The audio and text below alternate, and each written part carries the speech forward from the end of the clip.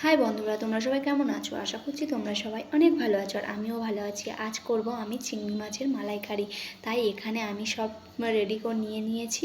আর প্রথমে ভেজে নিয়েছি চিংড়িটা, তারপরে কড়াইতে দিয়ে দিয়েছি গোটা গরম মশলা, মানে গরম মশলার প্যাকেটে যেগুলো গোটা সবই থাকে না, সেটা দিয়ে দিয়েছি কড়াইতে। তারপরে আর চিংড়িটা প্রথমে ভেজেছি বলে কড়াইটা ওরকমই তেলটা ঘেঁজা হয়ে গেছে। আর তারপরে দিয়ে দিলাম পেঁয়াজ দিয়ে ভালো করে নাড়াচাড়া করে নিলাম। এখানে ভালো করে নাড়ছি। আর ভেবেছিলাম ভিডিওটা দেবো না, এটা অনেক দিন আগে করেছিলাম ভিডিওটা। তারপরে ভাবলাম না, ভিডিওটা দিয়ে দিই, গ্যালারিতে আছে, ভিডিওটা দিয়ে দিই।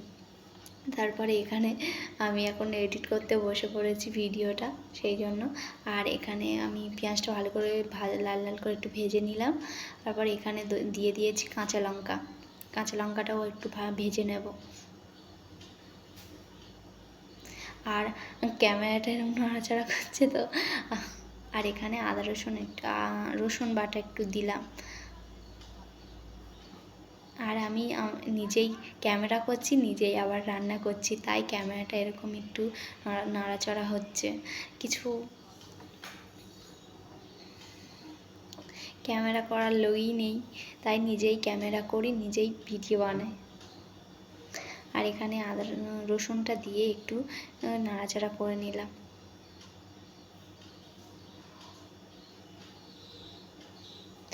চিংড়ি মাছের মালাইকারি নিরামিষও করতে পারো, আমিষও করতে পারো। মানে নিরামিষ মানে আদা রসুন না দিয়েও করতে পারো, আর আদা রসুন দিয়েও করতে পারো। এখানে হলুদ দিয়ে দিলাম।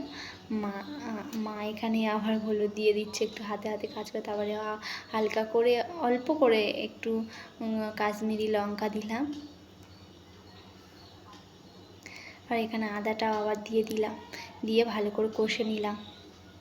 কোথাও যদি ভুল হয় তোমরা একটু বলে দিও।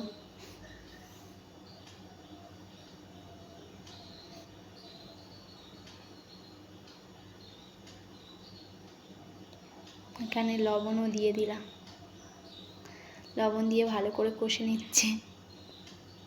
আর প্রথমে তো জল গরম করে দুধটা আগে গুলে নিয়েছিলাম, গুঁড়ো দুধ দিয়েছি। আর সেই জন্য দুধটা আগে থেকে গলেছিল, আর দুধটা দিয়ে দিলাম।